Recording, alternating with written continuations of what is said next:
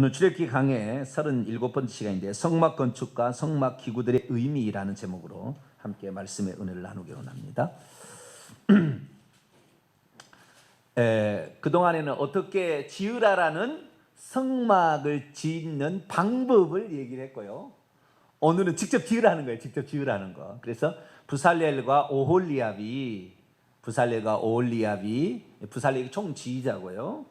총지휘자고 큰일은 다 이렇게 하고 협력자로서 오홀리압이 도와서 아주 작은 거 미세한 세공들과 그 다음에 천을 짜는 거, 이것은 오홀리압이 했고요. 큰 뭐 번제단 법계 이런 건 다 이제 부살렐이 했습니다. 다 준비해 나가고, 그리고 거기에 그 들어온 물품들을 목록을 이렇게 만들어서 세고, 그 다음에 얼마나 금이 들어왔고 은이 들어왔고 동이 들어왔는가 구리가 들어왔는가를 센 것은 아론의 넷째 아들 이다말이 그 일을 했다라는 얘기. 이다말이 지금 처음 나오는 겁니다. 그동안에 했던 얘기 중에 처음 나오는 거예요. 그래서 이 성막에 들어갔던 재료들의 총 양이 얼마나 됐는가 그 계산을 하는 것이 오늘 38장이죠. 38장 21절에 31절까지. 요건 지금 없는 내용이에요. 그래서 이것은 우리가 좀 이따 나중에 더 얘기를 살피고요. 다른 내용들은 그동안에 우리가 방법을 일러주게 될 때에 이 내용까지 다 우리가 살펴봤습니다. 그래서 그동안에는 성막을 어떻게 지을 것인가에 대한 그 방법을 하나님께서 모세에게 가르쳐 주었다고 한다면, 이제는 그 모세가 부살렐과 오홀리압에게 지시를 해가지고 직접 부살렐과 오홀리압이 그것을 만드는 일, 그것이 바로 오늘 36장 8절부터 37장 38장까지의 내용으로 기록되어 있고요. 이제 39장에 가면은 이제 그 제사장 입는 옷 있잖아요. 그다음에 또 관유 이런 거 있잖아요. 이런 것은 이제 39장에 가고, 39장 넘어가서 40장 가면은 그것을 이제 갖다가 가져오라 합니다. 가져오라 해가지고 딱 그 이스라엘의 온 회중이 진을 친 한 중앙에 그것을 딱 설치하는 거, 설치해서 봉헌했을 때 구름이 그 성막 위에 머물러서 하나님 임재가 거기에서 모세도 감히 들어가지 못했다라는 것을 다음 주에 공부를 하도록 하겠습니다. 오늘은 이제 그 성막의 핵심인, 물론 성막은 크게 두 가지로 나누는 겁니다. 하나는 그 성막 뜰과 본체 요거 물건이 있는가 하면 여기서 일할 사람이 필요한 거예요. 그 일할 사람을 제사장, 대제사장을 하는데 성막은 그게 두 가지가 돼 있는 거죠. 그래서 이 성막 본체와 바깥 뜰, 성막 포장을 치는 요 규례, 물건에 대한 제도가 있었고, 그 다음에 그 성막에서 봉사할 사람들, 여기 제사장, 그리고 대제사장, 여기서는 직접 봉사를 하고, 만약에 이 성막을 이제 민수기에 가게 되면 이 성막을 뜯어서 이사를 갑니다. 왜냐하면 구름이 떠오르게 되면 이동을 해야 됐거든요. 구름이 멈추게 되면 성막을 멈추게 해야 되는데, 그때는 이 성막을 이동하는데 제사장이 이동하지 않고요. 제사장이 그걸 이동하지 않고 레위 지파의 게르손, 고핫, 무랄이라는 세 아들이 있었는데, 이 족장들의 밑에 있는 사람들이 성물들을 나누어서 성막에 있는 금부치, 은부치 이런 것들만 나르고, 그다음 포장만 나르고, 다 이렇게 나무만 나르고 따로따로 이렇게 나누어서 이렇게 이동할 수 있도록 했습니다. 그래서 그건 레위인들이 도와줍니다. 그러니까 성막을 이동하고 성막을 치고 나는 데는 레위인들이 도와준 것이고, 성막에서 직접 거기에서 제사를 드리고, 그 다음에 향을 사르고, 거기다가 기름을 보충하고, 기름을 아침 저녁으로 이렇게 보충해서 등잔에 등불을, 그 다음에 안식일마다 떡상에 떡을 진설하고, 1년에 한 번씩 속죄일 날은 대제사장이 피를 가지고, 속죄 양의 피를 가지고 지성소에 들어가서 하는, 이건 대제행하는 일이죠. 그래서 대제사장과 제사장이 하는 일이 있었어요. 그래서 이 인간이 있고 그다음 물건이 있는 것인데, 오늘은 그 물건에 관한 일입니다. 이 물건, 포장이나 그 다음에 이 성막 기구들에 관한 것을 어떻게 지으라라는 것인데, 그것을 직접 짓는 장면을 오늘 이제 공부를 하게 됩니다. 그래서 오늘 공부할 것은 그동안에 우리가 출입 강의를 통하여 쭉 해왔어요. 그래서 저도 출애굽기 강의했던 것을 제가 이렇게 다시 복습을 이렇게 했더니 참 잘 돼 있어요. 읽어보셨나요? 그냥 설교만 들은 것으로 할렐루야 끝나버렸죠. 집에 가서 출애굽 강의 글 읽어보세요. 책으로 내도 될 만큼 잘 돼 있더라고요. 괜히 내가 또 얘기를 해가지고 창피하게. 네? 읽어보세요. 진짜 잘 돼 있어요. 야, 어떻게 이렇게 잘 썼을까? 저는 내가 써놓고도 나중에 보면 깜짝 놀래요. 야, 어떻게 이렇게 썼지? 네? 지금 쓰라고도 못 쓰겠는데? 뭐 이런 거예요. 네. 아주 잘 써 있어요. 책으로 내도 출애굽 강해에 정말 진수가 나오지 않겠나 그런 생각이 들어요. 근데 이런 것들이 다 이제 정리가 되어 있는데요. 오늘은 전체적인 것을 조망을 할 거예요. 그 동안에는 성막 기구에 몇 기구, 그다음에 포장 뭐 이런 거 따로따로 했잖아요. 근데 오늘은 이제 시간이 뭐 다 우리가 공부를 했기 때문에 이제 한 시간에 일목요연하게 성막 전체 포장과 그다음에 거기 기구들에 관한 것을 전체적인 것을 한번 딱 조망을 해보고, 그 다음에 요 비용이 얼마나 들어갔을까, 금덩이가 얼마나 들어갔을까, 은과 그리고 구리는 또 얼마나 들어갔을까. 나무는 계산하지 않더라고요. 돈이 별로 안 됐는지 나무는 계산하지 않았는데 금, 은, 동에 관하여서는 얼마가 들어가니까 나와요. 그래서 그 양을 보니까요, 우리가 성막을 보게 되면 그 들어가는 이제 그 평당 얼마가 들어가는지 우리가 건축을 한다면은 얘기하잖아요. 우리가 이렇게 생각하시면 됩니다. 자, 지금부터 이제 들어갑니다. 전체적인 설명을 제가 들어가겠습니다. 자, 성막 있잖아요. 성막은 그 구체적으로 말한다면 성막 본체를 일컫는 겁니다. 성막 본체. 성막 본체라는 것은 성소와 지성소. 성소 20규빗, 10규빗 돼 있고요. 높이는 10규빗입니다. 20규빗, 10규빗이고, 그 다음에 지성소는 10규빗, 10규빗이에요. 10규빗, 10규빗 이렇게 돼 있는. 거기도 높이도 10규빗입니다. 똑같이 정방형이에요. 이 지성소는 그 두 가지, 이 두 개, 이 건물, 요것을 치고 있는 그 막을 성막이라고 하는 거예요, 사실은. 아시겠죠? 이걸 치고 있는 막을 성막이라는데, 넓게 본다면 성막의 포장, 그러니까 이 땅에다가 그 성막을 짓게 되는데, 요게 30규빗이죠. 성소가 20규빗에다가 지성소는 10규빗이에요. 30규빗에다 그 다음에 세로를 본다면은, 가로를 본다면 또 10규빗입니다. 그래서 10규빗, 30규빗인데 요 건물만 딱 평수로 계산한다면 18.4평입니다. 몇 평이요? 18.4평. 하나님이 참 좁은 데 사시죠? 여러분 몇 평에 사세요? 32평은 사시죠? 아니신가? 43평에 사시나? 하나님은 좁은 데 사신데도 불평하지 않으시더라고. 우리 같으면은 내가 왕이다 그러면은 궁전도 막 화려하게 막 찌게, 그냥 저 중국 가보세요. 들어올 때 얼마나 먼지, 들어오다가 지쳐서 쓰러져요. 얼마나 먼지. 왕이니까 가기가 지쳐서 쓰러져. 그냥 힘을 팍 주게가지고 그 왕 앞에 오면 그냥 고개를 푹 숙이게 만들려고 그랬는지. 어쨌든 근데 하나님은 그렇게 멀지 않아요. 18.4평에 그거밖에 안 돼요. 아시겠죠? 그 본체 건물은 18.4평밖에 안 되는 거예요. 근데 이 건물을 어쩌면은 보호하고 함부로 접근하지 않도록, 죽을 수 있으니까 접근하지 않도록 접근 금지뿐만 아니라 이것을 보호하기 위해서, 외부에 어떤 무슨 짐승들도 올 수 있잖아요. 그래서 보호하기 위해서 밖에다가 포장을 쳐요. 포장을 크게 치는데 이것은 50규빗에 100규빗입니다. 50규빗에 100규빗. 100규빗은 45.6m예요. 100규빗은 50규빗은 22.5m예요. 22.5m, 45.6m가 되는 이 100규빗에, 그러니까 이것을 뭐라고 하냐면 건평이라고 하겠죠, 일종의. 그죠? 건물을 올라가는 거 말고 그냥 대지, 이 대지가 이게 50규빗에 100규빗짜리입니다. 이것을 평수로 계산하자면 378평이에요. 몇 평이에요? 378평. 이게 성막은 378평이고 성막 본체는 18.4평이다. 그렇게 기억하시면 되겠습니다. 그래서 성막은 그렇게 크지는 않아요. 그러나 이 전체로 다 봐야 됩니다. 이 성막을 전체로 이렇게 봐야 돼서 성막이라고 할 때 막이라는 게 텐트라는 말인데 이 텐트라는 것은 사실 이 네 겹으로 치잖아요.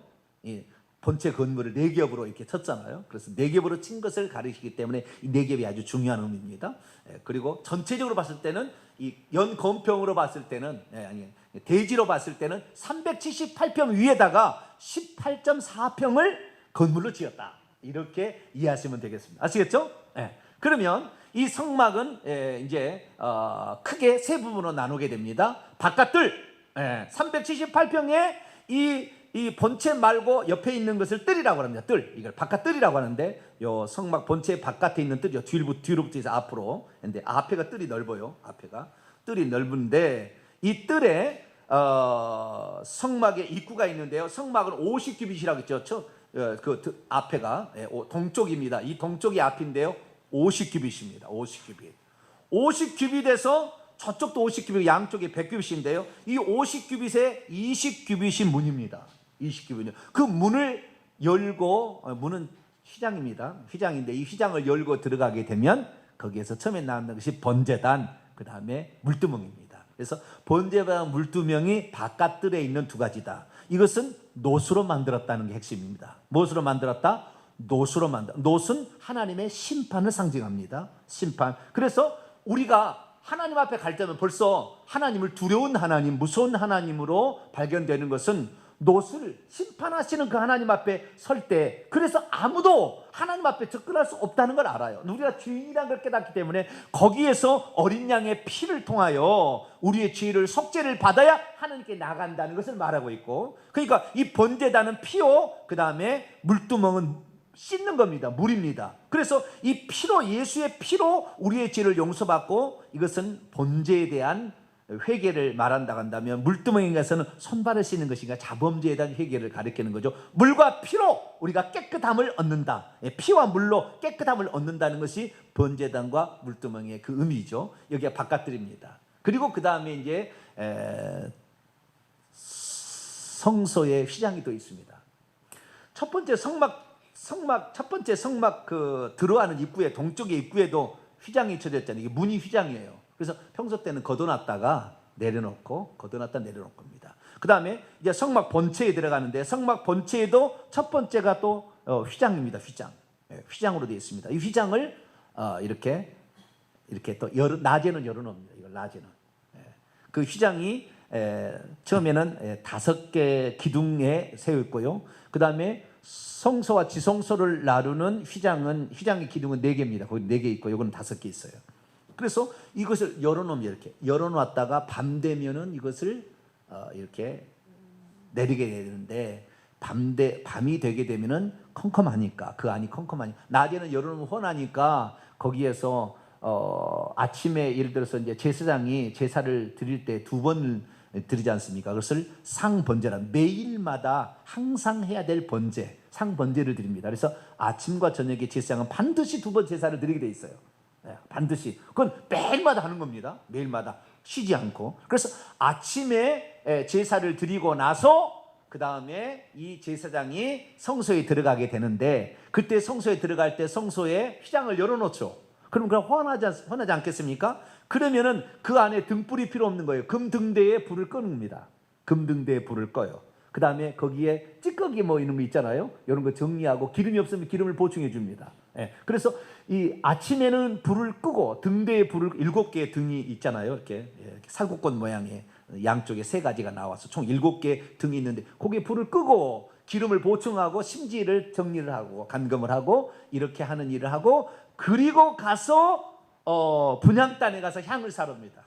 분향대 향. 이게 매일마다 해야 될 제사장이요. 그런데 이것을 다 처음에는 아론의 아들들이 했고, 아론은 대제사장이니까 지성소에 들어가서 속죄일 제사 때만 했고요. 평소 때는 아론의 2 아들들이 엘르아설과 이다말이 이 일을 했습니다. 이 일을 했다가 나중에는 이제 제사장이 많아지게 될 때, 제사장이 많아지니까 업무를 나눠놨습니다. 그래서 어떤 사람은 번제단에서 제물을 잡고 제사를 드리는 사람, 상번제를 드리는 사람, 이런 사람 따로 정하고, 어떤 사람은 제비 뽑아가지고 분향단의 향을 사르는 사람, 금등대에 불을 붙이는 사람, 이걸 다 나눴어요. 그래서 이 누가복음 1장 읽어보게 되는 그 사가랴가 나오잖아요.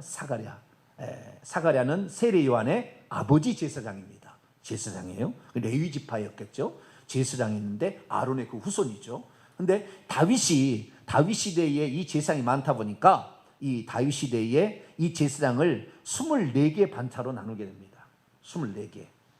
엘르아살과 이다말이라는 그 후손과 엘르아살 가문 중에는 16개 반차를 만들고, 이다말 반차는 8개를 만드는데, 이다말의 후손의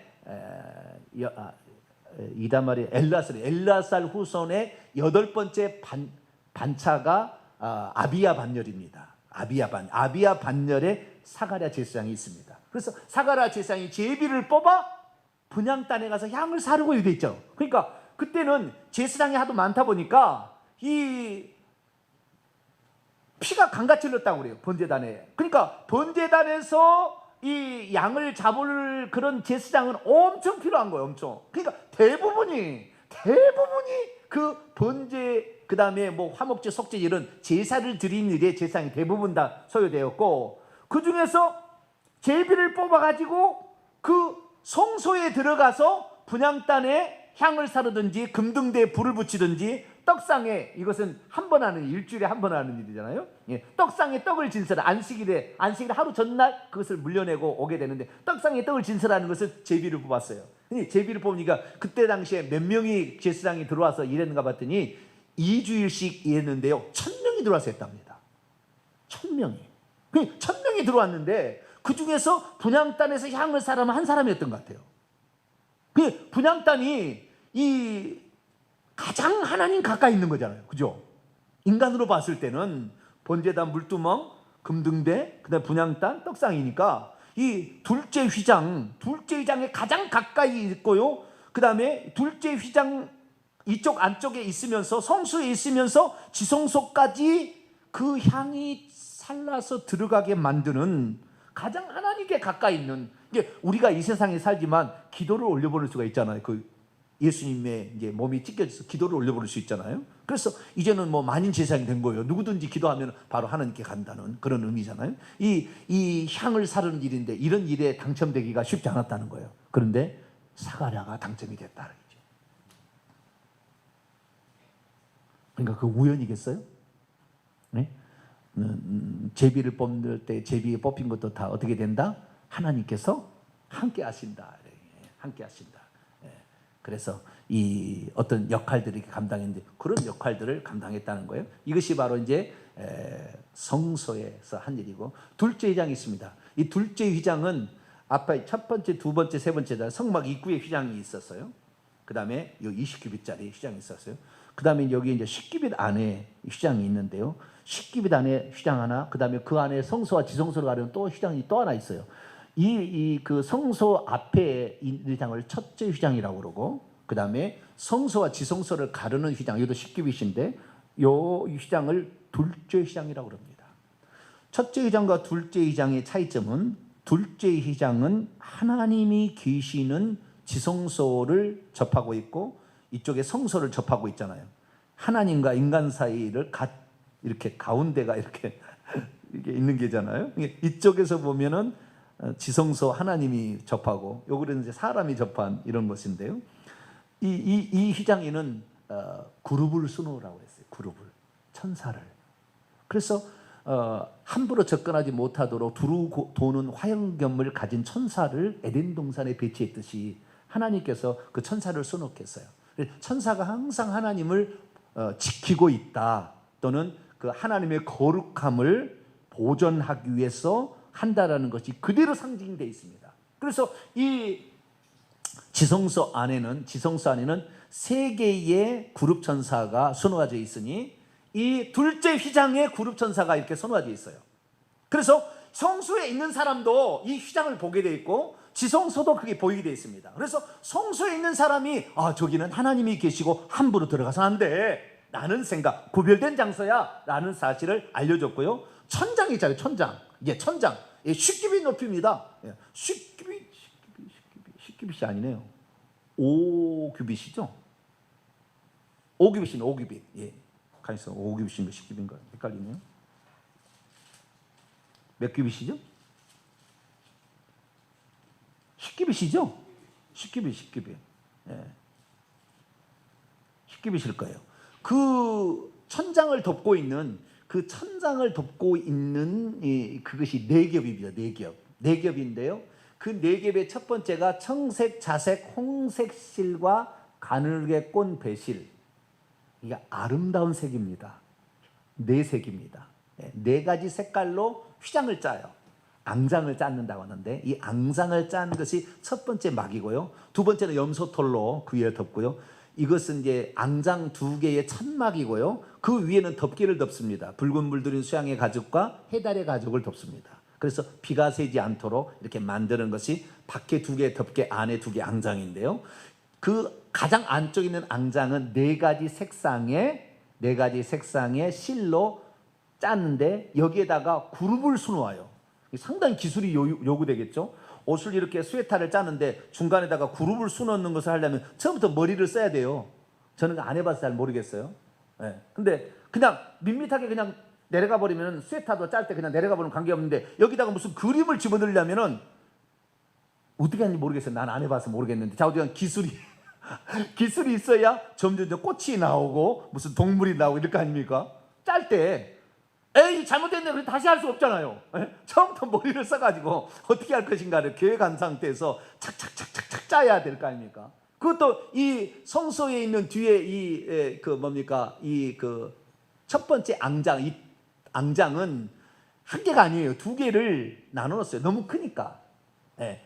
10규빗, 30규빗이잖아요. 너 이걸 덮어야 돼. 40규빗을 덮어야 되니까 너무 크니까 이걸 두 개로 나눠놨어요.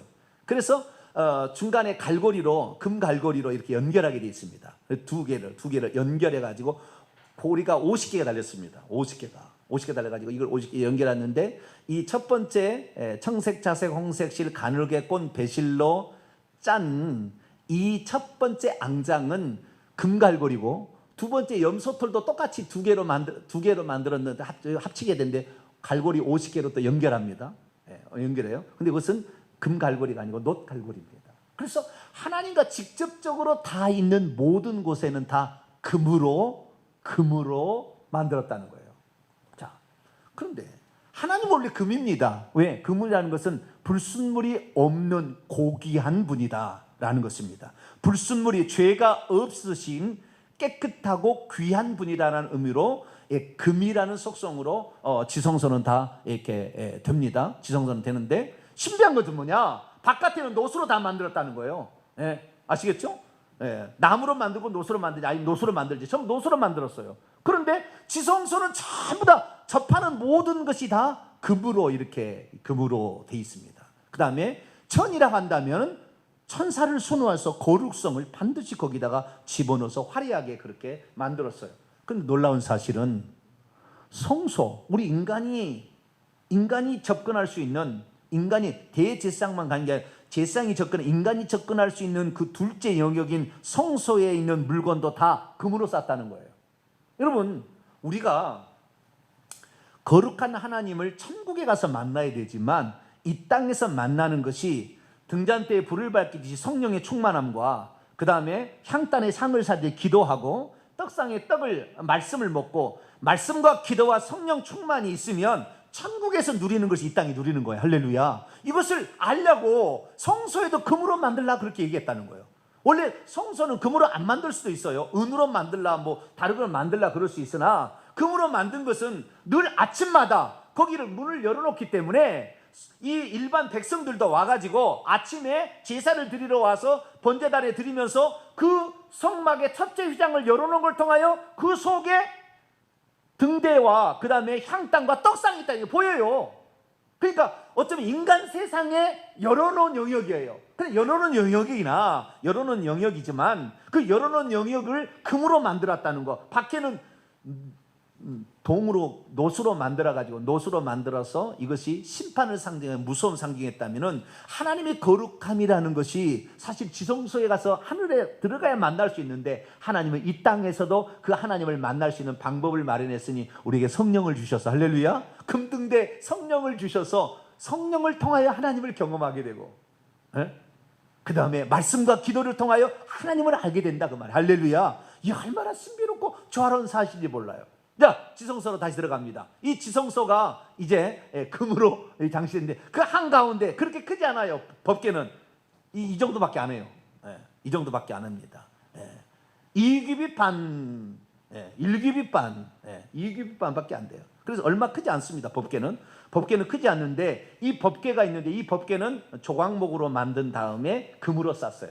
그리고 뚜껑을 만드는데 이 뚜껑을 속죄소라고 한다. 뭐라고요? 속죄소라고 한다. 이 뚜껑은 금으로 이어서 차서 이렇게 만들어야 되는데 두 명의 그룹 천사가 딱 이렇게 날개를 펴가지고요. 날개를 이렇게 펴가지고 날개가 이렇게 닿아요. 서로 양쪽에 이렇게 와서 날개가 딱 다 있어요. 이것이 바로 이제 그 뚜껑입니다. 뚜껑부터 시작해서 이렇게 연결되어 있는 거죠. 이렇게 연결되어 있는 게 이게 속죄소입니다. 속죄소. 그래서 이 지성소는 휘장에도 그룹이 수놓아져 있고 법궤의 뚜껑도 두 명의 그룹 천사가 있고 천장에 있는 그 청색, 자색, 홍색 실 가누게 꼰 배실에도 그룹 천사가 수놓아져 있어서 하나님의 그 거룩성, 구별됨, 초월의 계시는 그 하나님에 관하여 완벽하게 그것을 표현해 놓았어요.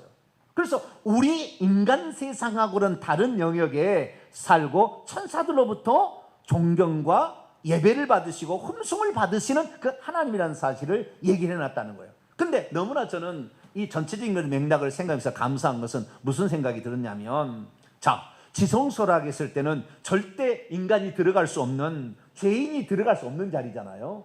거기는 거룩하다 만군의 여호와여 이사야 6장에 나오잖아요.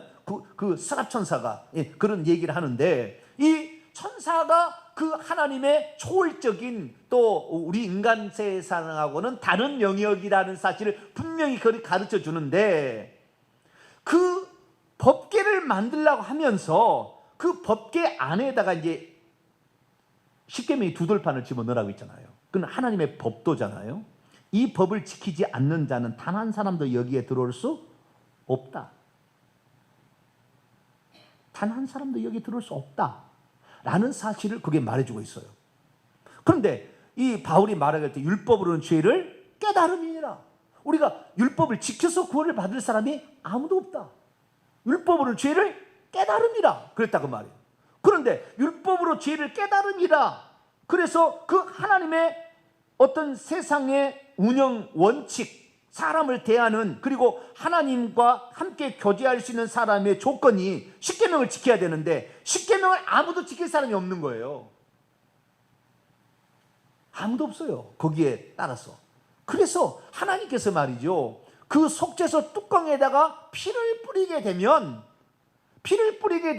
그 율법으로 정죄하지 않는다 하면서 1년에 한 번 속죄일 제사 때 대제사장이 그 속죄소 뚜껑에다가 속죄소의 속죄 양이 두 마리입니다. 두 마리. 하나는 하나님께 이렇게 드릴 그 피를 뿌릴 속죄 양이 하나 있고 레위기 16장에 나와요. 또 하나의 양은 아사셀 양인데 아사셀 양을 광야에 아무런 사람 무인지경 사람이 없는 곳에 보내서 헤매다가 모래다가 혀를 쳐박고 죽는데요. 그래서 버림당한 어린 양 이것이 아사셀 양이고 하나님께 희생으로 드려진 어린 양 이 두 마리 어린 양이 그 속죄의 제사 때 드려지는데 하나님의 속죄를 위해서 하나님의 속죄라는 것은 속죄라는 말의 원뜻은 우리는 속죄라고 할 때 이 속이라는 말은 속바칠 속입니다. 속이라는 말이 속바칠 속이에요. 랜섬이라고 얘기를 하는데 대가를 그러니까 내가 저 사람이 죄인인데 죄인도 불구하고 랜섬을 줘서 그 사람을 빼내올 수가 있어요. 똑같은 값어치에 똑같이 줘가지고 이 사람의 죄값에 대해 해당되는 것을 줘가지고 이 사람을 빼내서 자유함을 만드는 거예요. 이게 랜섬이 속바칠 속입니다. 그래서 이 우리가 한자로 봤을 때의 속죄소라는 것은 이 죄를 그 죄값을 대신 지불해서 우리를 자유롭게 놓아준다는 의미지만, 속죄라는 말의 원뜻을 들어가면 커버라는 거예요. 커버. 덮는다는 겁니다. 덮는 그룹이요. 에스겔서 28장에 나오죠. 너 덮는 그룹이요. 그룹 천사의 하나가 이 루시엘이었어요. 루시엘. 그러니까 하나님의 가장 가까이서 하나님을 섬기던 천사인데, 이 천사를 덮는 그룹이여라고 얘기를 하므로 이 속죄소에 관련된 아주 가까운 일들을 루시엘이 집행하고 있었음을 암시하고 있습니다. 암시하고 있어요. 그래서 이 속죄소 뚜껑에 피가 뿌려짐으로 말미암아 이 율법을 덮어서 율법이 더 이상 정죄하지 못하게 만들었다라는 사실이 얼마나 제게는, 우리에게는 감사한지, 어떻게 이 땅에 있는 희생 제물의 피가 그 속죄소에, 그 거룩한 하나님의 영역에 들어가서 그걸 덮어버리면 그것이 얼마나 효능이 있는지, 하나님 우리를 정죄하지 못하게 만들어버리는 그 법을 하나님이 스스로 우리에게 얘기하셨다. 근데 이 땅에는 아무도 그 깨끗한 피가 없기 때문에 하나님께서 직접 사람이 되어 오셔서 세상 죄를 지고하는 하나님의 어린 양이 되셔서 직접 그 피를 뿌리셨는데, 그것도 실제로 뿌렸다는 것을 론 와이어트가 다 이렇게 찾아낸 거 아닙니까? 예루살렘에 가가지고 론 와이어트가 신의 산이, 호렙산이 어딘지를 진짜 밝혔잖아요. 가짜가 아니라, 지금 이집트에 있는 게 아니라 아라비아에 있다는 것을 밝힌 사람이 론 와이어트 아니에요. 고고학자인데, 그 론 와이어트가 예루살렘에 가서 그 법궤를 찾아냅니다. 그 법궤가 바로 예수님이 십자가에 돌아가시던 그 언덕, 골고다 언덕의 아래에 바위 속에 있어서 뚫고 들어갔어요. 그걸 예레미야 돌굴이라고 그러는데, 예레미야 동굴 안쪽에 더 들어가서 그것이 있었어요. 근데 그 예수님이 돌아가실 때에 그 피가, 지진이 나가지고 바위가 깨지면서 그 피가 그 법궤 위에 뿌려져 있는 것을 보게 됩니다. 론 와이어트가. 그러니까 우리는 이것은 1년에 한 번씩 속죄일 제사 때 대제사장이 인류의 죄를 속하기 위하여 피를 뿌렸구나, 그러니까 예수님도 이런 영적인 이렇게 했겠지 했는데, 실제적으로 론 와이어트가 거기 법궤를 가서 발견합니다. 법궤를. 그 법궤 위에 피가 떨어져 있었는데 그 피를 긁어 갖고 와요. 자기가 영상으로 촬영했더니 촬영이 안 돼 버려요. 영상으로 몇 번을 촬영하는데 촬영이 안 돼요. 그게 88년도일 겁니다. 촬영이 안 돼요. 촬영을 했는데 와서 보면 촬영이 안 되는 거예요. 그래서 그 피를 긁어 갖고 나옵니다. 피를 긁어 갖고 나와가지고 유대 혈액연구소에다 보냅니다. 이 피가 어떤 피인지 한번 조사해달라. 피를 조사해봤더니 우리 피가 보통에 하면은 46개 염색체를 가지고 있어요. 46개. 그 중에서 44개는 상염색체라고 그러고 2개는 성염색체라고 합니다. 똑같은 것이 상염색체가 22쌍이 있어요. 42개가 있어요. 이것이 딱 절반으로 쪼개져서요, 그 다음에 자식이 내려가는 겁니다. 엄마 거 절반, 아빠 거 절반. 그리고 성염색체가 있는데 여자는 XX고 남자는 XY입니다. 그래서 Y가 들어가면 남자가 나오고 여자는 XX밖에 없고 남자는 XY거든요. 딱 쪼개져가지고 XX가 만나면 여자고 XY가 만나면 남자가 되는 거예요. 그런데 이 조사를 해보니까, 요 염색체를 조사를 해보니까 사람은 몇 개가 있어야 된다고요? 46개가 있어야 되는데, 46개 있어야 되는데, 여기에는 여자의 염색체까지만 딱 들어있고, 그러니까 여자 거 23개만 딱 들어있고 안 들어있는 거예요. 이 피를 조사해 보니까 피는 피인데 염색체가 상염색체 22개, 그 다음에 성염색체 X만 있는 거예요. 그래서 로나한테가 깜짝 놀랐어요. 동정녀 마리아의 몸에서 잉태되었다는 말이 이 말이구나 라는 것을 그때 알아들은 거예요. 그래서 이 하나님의 역사는 우리가 예수님이 십자가에 돌아가셨을 때에 성소의 휘장이 찢어졌다고 나오잖아요. 위에서 아래로 찢어졌다고 나오잖아요. 그런데 그 위에서 아래로 찢어졌던 게 왜 찢어진 줄 아세요? 물론 우리는 히브리서 기자를 통하여 하늘로 가는 산길, 예수의 육체가 찢어짐으로 우리가 하나님께로 가는 살길이 열렸다는 의미지만, 더 확실한 의미는 뭐냐면 그 안에 법궤가 없다라는 거예요. 그 안에 법궤가 없어요. 그 안에 법궤가 없었어요. 만약에 예수님께서 법궤가 거기에 있었다고 한다면 그 지성소에서 줬든지 뭐 됐을 거예요. 그런데 그 법궤가 이미 히스기야 왕 때에 나라가 완전히 우상 숭배로 가서 므낫세, 히스기야 왕을 지나서 므낫세 왕 때죠. 므낫세 왕 때 완전히 이 나라가 우상 숭배로 간다는 사실을 알고 제사장들이 그래서 숨겼다고 이 르포의 그 엄청 연구를 많이 한 그걸 보게 되면 뭐 채널에 그걸 보면 그게 나와요. 그래서 이 시드기야 왕 때 그다음에 그다음에 스룹바벨 성전에 법궤가 없었어요. 예수님 당시에 헤롯 성전이 있었는데 헤롯 성전에도 법궤가 없었어요. 사실 법궤가 없었어요. 그러니까 그 휘장이 찢어짐으로 너희들은 이제 끝났다 라는 사실을 분명히 얘기했고, 예수 그리스도의 피를 뿌림으로 말미암아 이제 모든 사람의 죄가 덮어져서 살 길이 열렸음을 분명히 그 사건을 통해서 우리에게 말해주는 것이죠. 그래서 정말 감사한 것은 이 하늘나라에 우리가 들어갈 수 없는 자격이 있는데, 이 땅에서 사람의 피가, 이 땅에 육신을 가지고 있는 예수님의 피가 진짜 법궤 위에 뿌려졌고, 그 사건이 실제적으로 하나님께 인정을 받아서 인류의 모든 죄가 용서받았다는 표시가 예수님의 부활 아닙니까? 만약에 예수님이 부활을 못했다는 것은, 부활을 못했으면 자기의 죄로 죽었는지 인류의 죄를 대신해 죽었는지 아무도 알 수 없어요. 자기의 죄로 죽었는지 인류의 죄를 대신해 죽었는지 확인할 길이 없어요. 그런데 예수님이 살아남으로 말미암아 죄가 없으니까 살아났겠지. 그러면 왜 죽었느냐? 인류의 죄를 대신해 죽은 거예요. 그래서 예수 그리스도께서 살아나신 것은 인류의 죄가 용서받았다는 가장 확실한 표시. 할렐루야. 예수의 부활이 확실하다면 우리의 죄도 덮어진다, 우리의 죄도 주님께서 모른다고 하신다. 할렐루야. 네, 그것을 우리에게 가르쳐주는 그런 표시다 그 말이죠.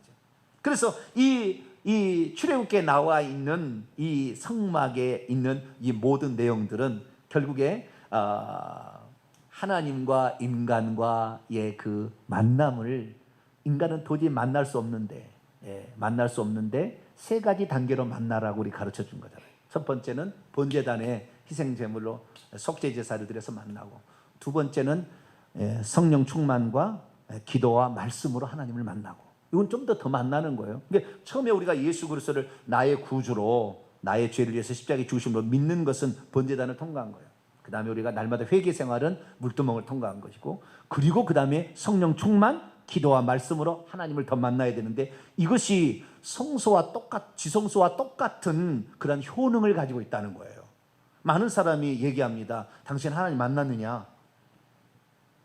제가 교회를 다녔을 때, 처음에 교회 다닐 때 그 질문이 제일 어려운 질문이었어요. 너 하나님을 만났느냐? 물어봤을 때 만났다고 말해야 되느냐? 안 만났다고 말해야 되느냐? 그럼 예수님을 꿈속으로라도 배우면 만난 것이고, 예수님을 그러면 안 배웠으면 안 만난 것인가? 그런데 어떤 사람은 자기 예수님 만났대. 확실히 얘기하더라고. 그래서 제가 언젠간 한번 물어보려고, 너 예수님을 만났다는 것이 어떻게 만났는 건데?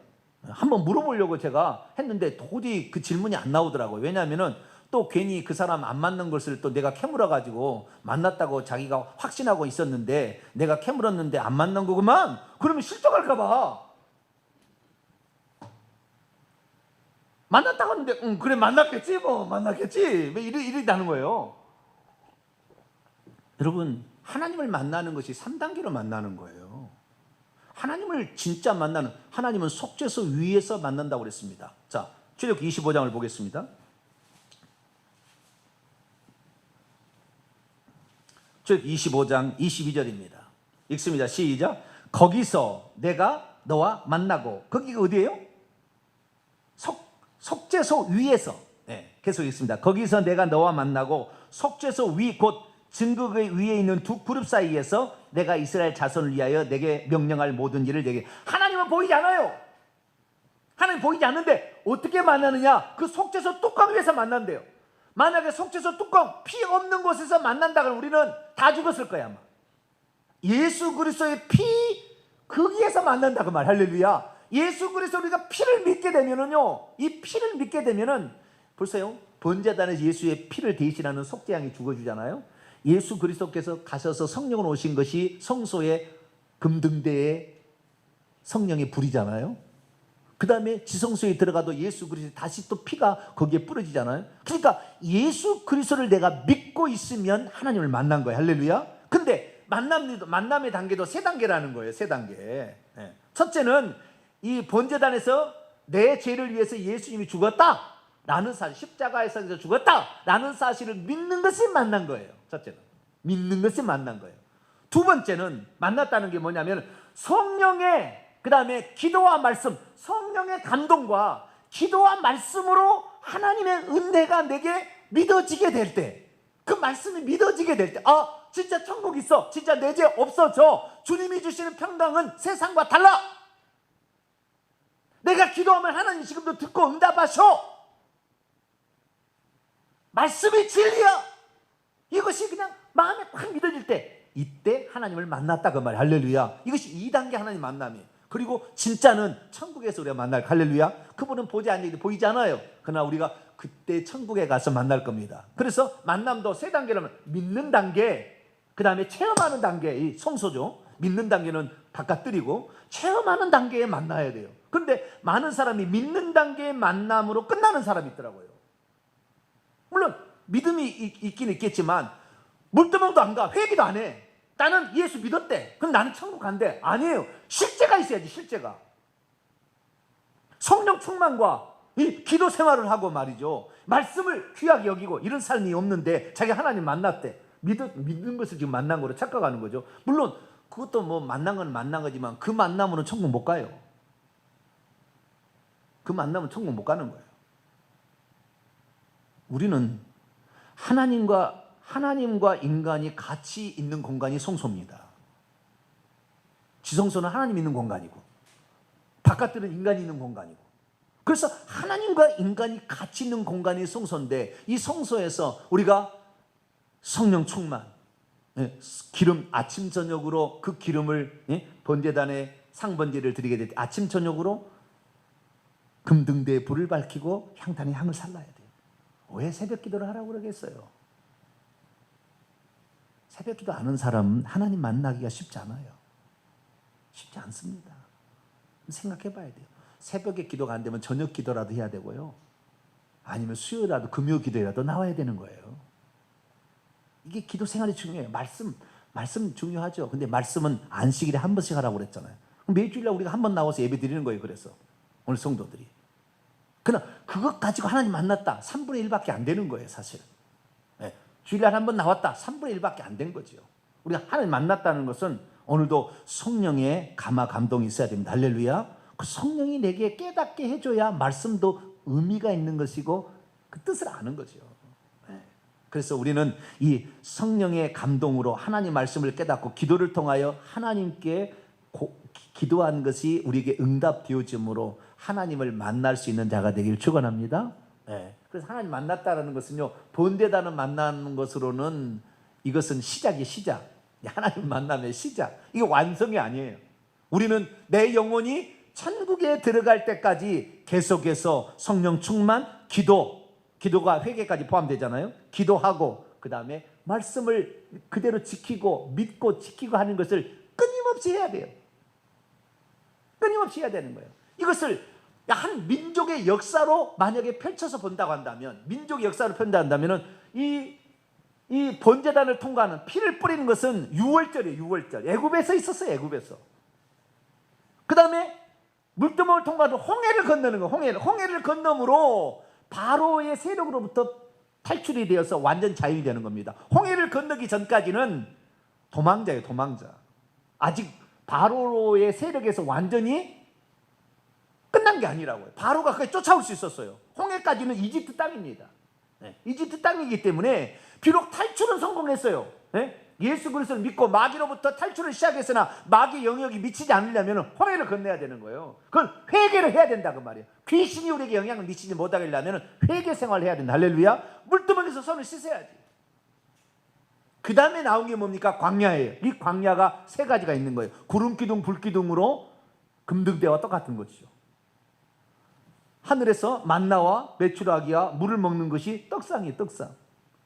그 다음에 기도 생활을 하는 것이고, 그래서 이 광야의 생활이 바로 천국과 이 세상의 중간지대입니다. 중간지대. 여기를 통과한 자만이 결국에 요단강을 건너서 둘째 장이 찢어진 요단강을 건너서 천국에 들어가는 거죠. 그런데 지금 이 광야는 어떤 곳입니까? 제가 얘기하는 광야는 두 가지가 겹친다 했지 않습니까? 하나는 뭐냐?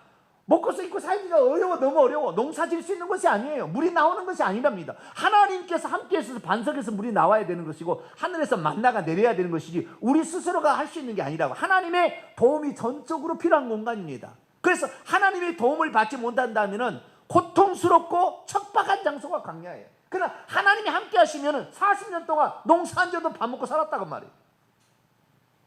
물 안 기러 와도 물이 그 시내로 흘러다녔다 그 말이에요. 시내가. 이것이 바로 광야예요. 그래서 이 광야를 통하여 하나님을 체험해야 되는 거예요. 할렐루야. 이 광야는 하나님을 체험하는 공간이에요. 이 체험이 없는 사람은 흔들립니다. 흔들려요. 그 흔들린 것이 마지막 모압 땅에서 요단강을 건너가기 직전에 모압 여인이 우상 숭배를 유혹해서 싹 우상 숭배를 빠뜨려 딱 죽여버리는 거예요. 마귀가 마지막 순간에 우리 광야에서 하나님을 잘 모르고 하나님 뭔지 잘 모르면 마지막 순간에 딱 귀신이 딱 사로잡아버려요. 요단강 못 건너가게 하는 거예요. 그 모압 민족이 바로 귀신이 잡아가려고 딱 들어오는 마지막 시험이에요. 그것이 음행입니다. 음행. 우상숭배와 음행이에요. 우리 예수 믿는 사람 초대교회 장로에 들어서 천국 못 가요. 모든 사람들의 마지막이 음행이에요. 음행. 거기에 못 넘어가는, 거기에 이기려면 일평생이 우리의 기도와 내 몸을 복종시킴과 하나님의 것을 추구하려고 하는 거룩함을 이루려는 우리의 몸부림이 거기 있어야 되는 거죠. 그래서 우리가 말씀을 공부하고 기도를 하는 겁니다. 할렐루야. 그래서 성령 충만을 받으라는 거예요. 성령 충만이 아니고서는 그걸 못 이기니까. 그래서 마지막 그 단계를 우리가 통과하는데 요단강 앞에 그 모압 평지에 와서 모압 평지에서 우상 숭배하다가 싹 죽은 거 아니에요. 마지막에 요단강 못 건너가고. 그래서 우리가 이 1단계만 통과해서 애굽에서 탈출했다? 그것으로 자기 하나님 만났대. 물론 만난 거죠. 뭐 안 만난 건 아닙니다. 그러나 이 10개의 재앙과 마지막 장자 죽음 재앙 때 속죄양을 6월절 어린 양을 체험한다고 하는데 사실 이 애굽을 탈출하는데 우리가 한 게 뭐가 있어요? 이스라엘 민족이 한 게 뭐가 있냐? 하나님 다 해주셨지. 아무것도 할 게 없다고. 처음에 우리가 하나님을 만나러 가는 것은 하나님이 다 해주는 거예요. 그러나 이 광야로 나오면 그때부터는 우리가 찾아야 돼. 하나님을 새벽마다 가서 만나를 거두러 나가야 되는 겁니다. 가만히 있다고 만나가 내리긴 내렸죠. 그러나 그 집에 누군가 한 사람이 나가서 그 4명의 식구에 그 만나를 거두는 사람이 필요하다는 거예요. 근데 그것도 하나님 다 해주신대. 이것이 바로 칼빈주의예요. 다 하나님이 해주신대. 다 하나님이 다 해줘. 43년 나는 구원을 계획했기 때문에 천국에 바로 들어갔는데 아니에요. 못 들어간다니까요. 만나를 안 가지고 가면은 굶어 죽는 거예요. 애국 것이 좋다, 애국 음식이 좋다 맨날 그러면은 한 죽여버리는 거예요. 너 그래 세상이 좋지, 세상에 권력이 좋지, 세상에 저기 애국의 부추와 파가 좋냐? 그래 그거 먹고 살아라. 하나님께서는 골라내는 것이 광야예요. 우리가 지금 골라내는 이 지역에 왔는데 여기에서 자기 몸을 복종시키지 못한다, 여기에서 하나님 뜻대로 사는 데 있어서 내가 주의성서 제대로 못한다, 그만두셔야지. 이것은 안 되는 거예요. 그런 사람까지 하나님은 데려가지 않아요. 광야는 시험의 장소예요. 광야는 시험의 장소. 예수님도 광야로 먼저 가셨어요. 그래서 그 광야의 마귀의 시험을 이겨서 결국에 예수님도 요단강 건너서 자기 몸을 찢어서 요단강 건너 천국 가는 거예요. 우리도 마찬가지입니다. 우리도 이 지금 세상에 살아가는 이곳에서 이 성소가 중요한 거예요. 성소가. 이 성소에서 우리가 하나님도 있고 우리도 있는 중간지대죠. 여기에서 하나님을 체험해야 돼요. 그리고 하나님만을 붙들어야 됩니다. 성령 충만을 받아야 돼요. 그래야 요단강 건너서 천국 갑니다. 할렐루야. 네. 그러면 이 성막 이제 마지막입니다. 다 공부했고 이제 38장으로 넘어와서 이 성막을 짓는데 얼마나 돈이 많이 들어갔을까요? 얼마나 돈이 많이 들어갔을까요? 38장 21절입니다. 성막과 증거가 마을 위하여 레위 사람이 쓴 재물의 목록은 제사장 아론의 아들 이다말이 모세의 명령대로 얼마나 들어갔는데 이다말이 아론의 넷째 아들이 계산을 해봤다는 거예요. 유다 지파의 훌의 손자의 우리 아들은 부살렐은 여호와께서 모세에게 명령하신 모든 것을 만들었고 뭐 번제단, 뭐 물두멍, 뭐 떡상, 뭐 벗개까지 다 만든 거예요. 그 다음에 단 지파 아히사막의 아들 오홀리압은 그와 함께하였으니 오홀리압은 재능이 있어서 조각하며 청색, 자색, 홍색, 실, 가는 배실로 수놓고 이런 좀 수놓는 이런 일들을 오홀리압이 도와서 했습니다. 그런데 24절부터 31절까지는 세 종류의 그 비용이 나옵니다. 첫째는 금이 얼마나 들어갔는가. 24절 읽습니다. 시작. 성소 건축 비용으로 들인 금은 성소의 세겔로 29달란트와 730세겔. 한 달란트가 3,000세겔입니다. 한 달란트가 몇 세겔이라고요? 3,000세겔. 한 달란트는 3,000세겔이고요. 한 달란트의 금을 킬로그램으로 조상하면 34kg이에요. 34kg. 그러니까 한 달란트를 만약에 세겔로 계산한다면 87,730세겔이에요. 이것을 킬로그램으로 딱 나누게 되면 1200kg이에요. 1200kg이니까 1톤, 1.2톤이 나와야 돼요. 금이 1.2톤이 들어갔대요. 금이 1.2톤을 한다면 돈이 얼마나 될 것 같아요? 네? 이 18.4평을 만드는데 금이 1.2톤이 들어갔대. 금이. 그 다음 24절 은, 그 다음에 25절은 은이에요. 은 봅시다. 시작. 계수된 회중이 들은 은은 성소의 세겔로 100달란트와 1775세겔. 한 세겔은 몇 세겔? 3000세겔. 그러니까 100달란트는 3만 세겔이겠죠. 그러니까 3, 1, 100, 1000만, 10만, 30만이네요. 30만. 3000세겔이니까 30만 1775세겔이죠. 세겔로 따지면 30만 1775세겔인데 이것을 그 톤으로 계산한다면 3.4톤이에요. 은이 얼마나 들어갔던 거예요? 3.4톤을 들어갔대요. 3.4톤.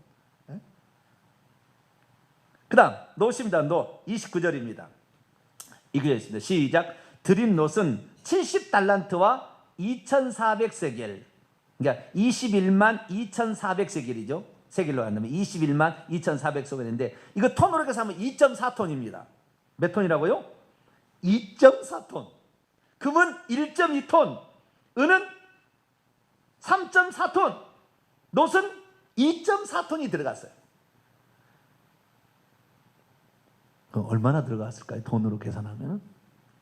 계산 안 해봐가지고요. 어떤 사람이 좀 그 시간이 있었나 봐요. 그래서 이것을 계산했나 봐요. 한 평당 얼마나 들어갔을까 계산했더니 한 평당 20억이랍니다. 이 건물을 이 18.4평에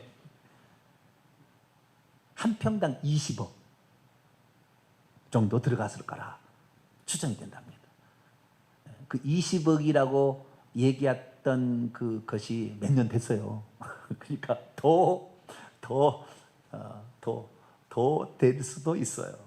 근데 이 많은 것을 다 이거 하려고 지금 제가 얘기한 거예요. 이 많은 것을 누가 냈어요? 자원하여 출애굽 1세대들이 냈다. 왜 냈을까요?